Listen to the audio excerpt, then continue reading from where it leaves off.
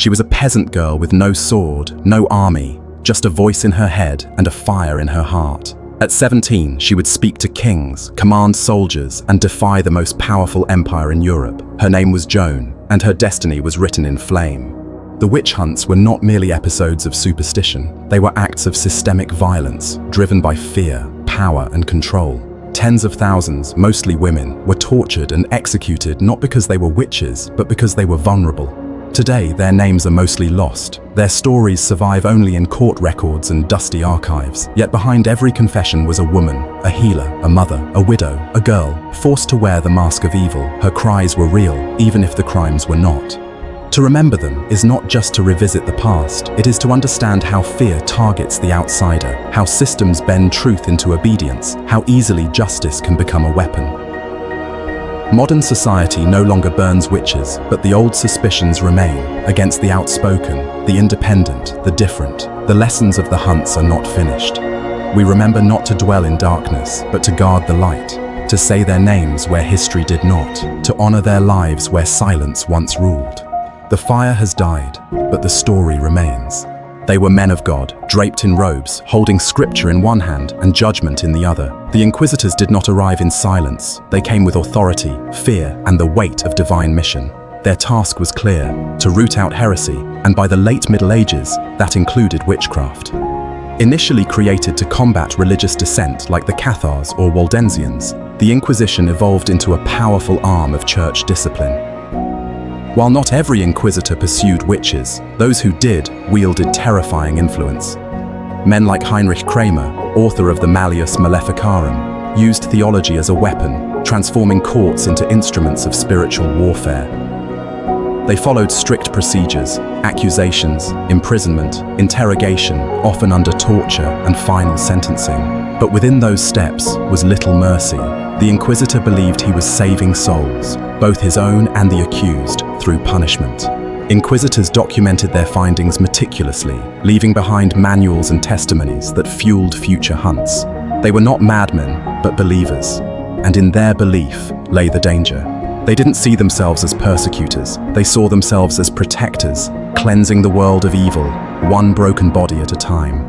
In the chaos of a witch trial, even children were not spared. In fact, they often became instruments of accusation, tools in the machinery of fear. Some children were victims, used as evidence. A child's illness, nightmares, or strange behavior could be interpreted as signs of witchcraft. If a child cried out in court or pointed a trembling finger, it carried enormous weight. After all, who would suspect a child of lying? But more disturbingly, children were sometimes coerced into becoming witnesses. In towns gripped by hysteria, children were questioned harshly, even manipulated until they remembered flying with witches, attending Sabbaths, or being cursed. Their vivid imaginations, combined with adult pressure, created elaborate tales of broomsticks, demons, and secret rites. In other cases, accused women were forced to testify against their own children, or children against their mothers. The breakdown of family bonds became part of the hunt's cruelty. What began as a game of pretend often ended in the fire. The innocence of childhood was no shield in a world consumed by suspicion. Even the smallest voices could echo loudest in the court of fear. When judgment was passed, death followed not in silence, but in spectacle. Witch executions were public, dramatic, and deeply symbolic. They weren't just punishments, they were performances of power.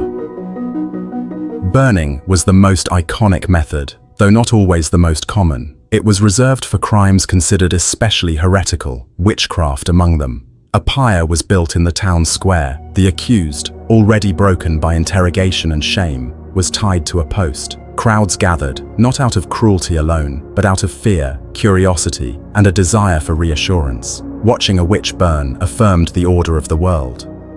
In some regions, hanging was the preferred method, quicker, cheaper, but no less public. Sometimes the body was burned after death to destroy any lingering magic.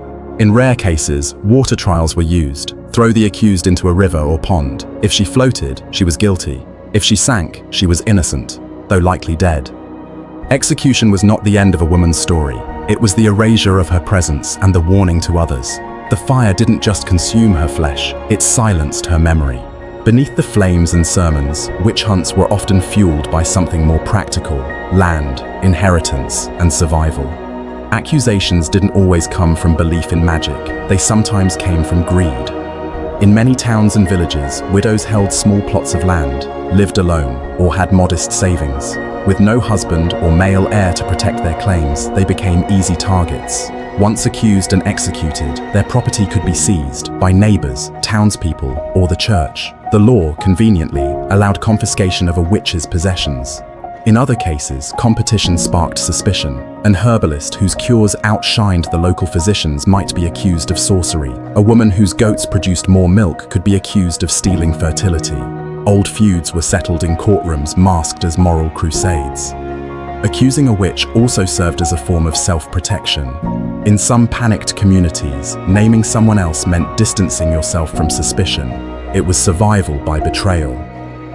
Beneath the religious fervor and dark theology, there often beat a simpler motive: profit. In the economy of fear, a woman's life could be traded for a piece of soil or a shred of security. Beneath the flames and sermons, witch hunts were often fueled by something more practical: land, inheritance, and survival. Accusations didn't always come from belief in magic, they sometimes came from greed. In many towns and villages, widows held small plots of land, lived alone, or had modest savings. With no husband or male heir to protect their claims, they became easy targets. Once accused and executed, their property could be seized by neighbors, townspeople, or the church. The law, conveniently, allowed confiscation of a witch's possessions. In other cases, competition sparked suspicion. An herbalist whose cures outshined the local physicians might be accused of sorcery. A woman whose goats produced more milk could be accused of stealing fertility. Old feuds were settled in courtrooms masked as moral crusades. Accusing a witch also served as a form of self-protection. In some panicked communities, naming someone else meant distancing yourself from suspicion. It was survival by betrayal. Beneath the religious fervor and dark theology, there often beat a simpler motive: profit. In the economy of fear, a woman's life could be traded for a piece of soil or a shred of security. The witch hunts did not end with a grand declaration. They faded, trial by trial, as Europe slowly changed. The Enlightenment brought a new wave of thinking: reason over superstition, science over myth. Courts began demanding real evidence. Torture was questioned. Spectral proof, dreams, visions, invisible forces lost credibility. By the early 18th century, most European countries had ceased executing accused witches. Some final trials trickled into the late 1700s, but the frenzy was gone. In its place remained a trail of devastation, tens of thousands dead, most of them women, and countless lives shattered by fear and accusation. Churches rewrote sermons, laws were quietly repealed. What had once been divine justice was now an embarrassment. Few took responsibility. The victims received no formal apologies, no graves, no compensation. Their stories were buried, their names forgotten. But the echoes remained, in the way society viewed women, power, and rebellion. The hunts may have ended, but the mindset that created them, fear of the uncontrolled woman, the wise woman, the outsider, still lingered. Long before they were called witches, they were called wise. Midwives, herbalists, and village healers held knowledge passed down through generations, knowledge of plants, childbirth, and the rhythms of nature. In many rural communities, these women were indispensable. They brought babies into the world, eased pain, and guided the dying toward peace. But power, even when used to heal, was dangerous in a world ruled by male clergy and rigid hierarchies. As church authority expanded, spiritual and medical power was expected to flow through sanctioned, male-dominated channels. Women who healed without church approval were seen not as helpers, but as threats. Midwives, in particular, came under scrutiny. They presided over life's most mysterious threshold, birth, often without a priest present. Their use of herbs, charms, or old pagan rituals blurred the line between medicine and magic. When a child died or a mother bled too long, suspicion quickly turned toward the midwife. She stood barefoot on damp earth, her hands bound, her hair wild in the wind. Around her, the crowd waited, eyes wide, mouths hungry for a confession, a scream, or a miracle. With every crackle of firewood beneath her stake, the world edged closer to madness. This was no trial of justice. This was theater, fear, and fire. Welcome to the age when women burned for being too loud, too old, too different.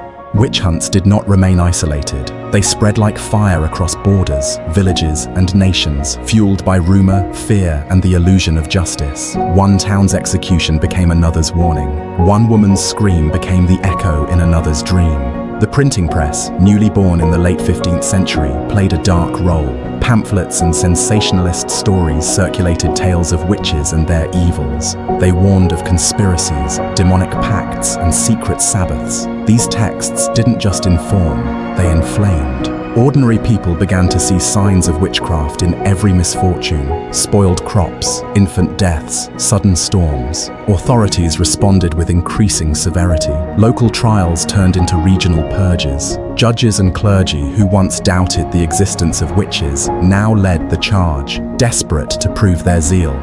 Communities were locked in cycles of accusation, one confession leading to the next, one death sparking another. In some regions, entire villages were emptied. Trust collapsed. Neighbors turned on each other. Fear did not just rise, it multiplied. Witchcraft was never the plague, fear was. And once unleashed, it spread faster than any flame, feeding on silence, pain, and powerlessness. In 1487, a book was published that would become the most infamous guide to hunting witches, the Malleus Maleficarum, or the Hammer of Witches, written by Heinrich Kramer, a Dominican inquisitor. It claimed to expose the true nature of witchcraft and provided a brutal blueprint for rooting it out. The Malleus declared that witches, most of them women, were not just heretics, but dangerous agents of Satan. It accused them of weather manipulation, infanticide, sexual corruption, and flying to secret Sabbaths where they worshipped the devil himself. But beyond the supernatural accusations, the book was deeply obsessed with female sexuality. Kramer argued that women were more prone to witchcraft because of their carnal lust, weak intellect, and deceitful nature. The text encouraged brutal interrogation, including torture, to extract confessions. It insisted that a woman's denial was proof of guilt because the devil protected her with silence. Though not officially endorsed by the church, the Malleus spread like wildfire across Europe. It inflamed paranoia and gave witch hunters legal and moral justification to terrorize women. Though men were sometimes accused, the witch hunt was undeniably gendered. In most regions of Europe, around 75 to 85% of those executed for witchcraft were women. The question is not just why they were accused, but why women in particular were seen as dangerous. The answer lies in a long history of cultural, religious, and legal misogyny. The female body was viewed as unstable, unpredictable, and morally suspect. Women's roles as midwives, healers, caretakers placed them close to life and death, mystery and pain. Their knowledge was seen as subversive, their independence as rebellion. Widows and older women were especially vulnerable. Without the protection of a husband or children, they stood alone, socially, legally, and spiritually. Poverty and age made them both invisible and threatening. Their survival outside male authority made them ideal scapegoats. Even younger women were not safe. Beauty, sexuality, or simply confidence could provoke jealousy or fear. A woman's body, whether wrinkled or radiant, became a battleground. The witch hunts were not just about superstition, they were about control. They targeted not only belief, but the very essence of female identity. Though the church laid the ideological foundation for witch hunts, it was often the state, local magistrates, kings, and civic councils that turned belief into bloodshed. Secular authorities took charge of prosecutions, driven by law, politics, and the need to maintain order. As panic spread, rulers feared not only witches, but the unrest that came with them. Witchcraft became a civil crime, punishable by death. Local courts sprang into action, sometimes without church oversight. Trials multiplied and executions accelerated, especially in Protestant regions eager to demonstrate moral rigor after breaking from Rome. Some princes and magistrates used witch trials to show strength. A ruler who cleansed his lands of witches gained the favor of frightened subjects. Others believed they were genuinely protecting the public from hidden evil. Legal codes were rewritten. New laws allowed torture, accepted spectral evidence, and encouraged neighbors to report one another. Justice became an instrument of control. Where the church provided the fear, the state provided the firewood. In the world of the witch hunt, truth was not something discovered. It was something extracted, and the preferred tool for revealing it was pain. Once accused, a woman was no longer presumed innocent. She was a vessel of suspicion, and the inquisitor's task was to wring a confession from her body. Torture chambers echoed with screams as joints were stretched, flesh burned, and bones crushed, not to punish, but to prove guilt. The methods varied: the rack, thumbscrews, the strappado, and sleep deprivation. In some cases, accused witches were shaved head to toe to reveal a witch's mark, a spot on the body that would not feel pain or bleed when pricked. Any blemish, mole, or birthmark could be interpreted as a sign of demonic pact.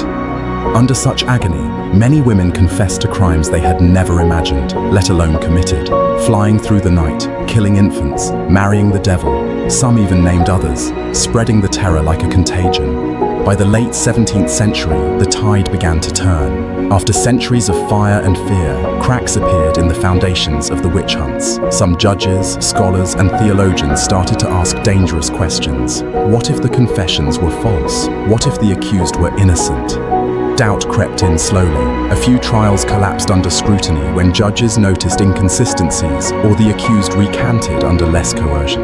Physicians began challenging the idea of supernatural marks, offering medical explanations for blemishes and seizures. Legal minds questioned the logic of using torture to obtain truth. In some places, authorities who once burned witches now hesitated. The hunts had grown too wild, entire communities in ruin, hundreds dead, and too many witches who had seemed no different from anyone else. Books were written that critiqued the trials, arguing not for the end of belief in witches, but for restraint and skepticism. Slowly, the hysteria began to lose its grip. But belief never vanished. It simply receded into silence. And though the fires dimmed, the fear they had fueled lingered in the shadows for generations. Among the strangest tools of the witch hunter was the search for the so-called witch's mark. It was believed that those who made a pact with the devil bore a physical sign, a mark left behind by Satan himself as proof of the unholy bond. This mark could be anything: a mole, a freckle, a scar, or a birthmark. It was said to be numb to pain and wouldn't bleed if pricked. With this in mind, witch prickers were employed. Men tasked with examining naked bodies for these marks, often using sharp needles to test the skin.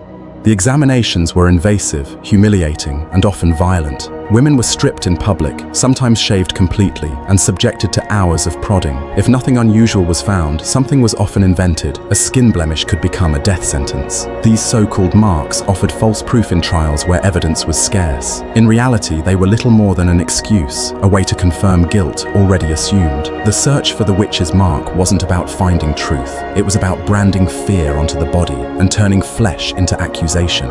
To the fevered minds of inquisitors and theologians, witches did not act alone. They gathered, under moonlight, deep in forests or atop misty hills, for blasphemous gatherings known as the Witches' Sabbath. These were not simply imagined as meetings, but as grotesque parodies of Christian ritual. At these gatherings, witches were said to dance wildly, feast on forbidden foods, perform orgies, and swear loyalty to the devil. The devil himself, often depicted as a horned beast or seductive man, presided over the ceremonies. Witches allegedly kissed his backside in acts of ultimate submission. These visions weren't born from witness accounts. They were drawn from confessions extracted under torture, from the nightmares of clergy, and from the writings of demonologists desperate to prove a satanic conspiracy. In truth, the Sabbaths were fantasy, fabrications used to justify widespread persecution. But the idea was powerful. It turned accused women into members of an invisible army. No longer isolated figures, they became part of a larger, terrifying network bent on undermining God's world. The Witches' Sabbath was not a place. It was a projection of fear, stitched together by imagination and pain. It rarely began in a courtroom. Most witch trials started with a whisper. An old woman glared at a cow, and the beast fell sick. A quarrel with a neighbor ended in a stillbirth. A child wasted away, and someone remembered a strange woman muttering under her breath. In tight-knit medieval villages, life was fragile and misfortunes frequent. Without scientific understanding, people sought meaning in calamity. Who caused the storm? Why did the bread spoil? Who cursed the newborn? Blame needed a face, and too often it belonged to a woman on the margins. Those accused were typically elderly, poor, widowed, or simply disliked. Their isolation made them vulnerable. Once suspicion took root, others joined in, eager to protect themselves, to settle scores, or to rid the community of an unsettling presence. A few angry words became testimony, a grudge became evidence, and once the wheels of accusation began to turn, they rarely stopped. The accused was hauled before the magistrate, and the burden of innocence fell upon her alone. When plague swept through Europe, it didn't just bring death, it brought desperation. Entire villages were emptied, families vanished in days, and doctors offered little hope. In that darkness, people searched for someone to blame, and often their eyes turned to women. The Black Death in the 14th century and later outbreaks in the 15th and 16th centuries triggered waves of hysteria. If prayers failed and the church offered no answers, then perhaps evil was at work. Midwives who failed to save mothers, herbalists whose potions didn't cure, or old women who survived when others died, all became suspects. Accusations often followed tragedy. A child's death led to questions. A healthy woman in a dying town sparked suspicion. Was she protected by the devil? Had she poisoned the well? People didn't need proof. They needed explanations for the chaos swallowing their world. Disease bred fear, and fear fueled the hunts. In towns already scarred by death, fire became the second plague. And unlike the sickness, this one was human-made. The witch became a scapegoat for the unexplainable, burned, not because she caused the plague, but because she survived it.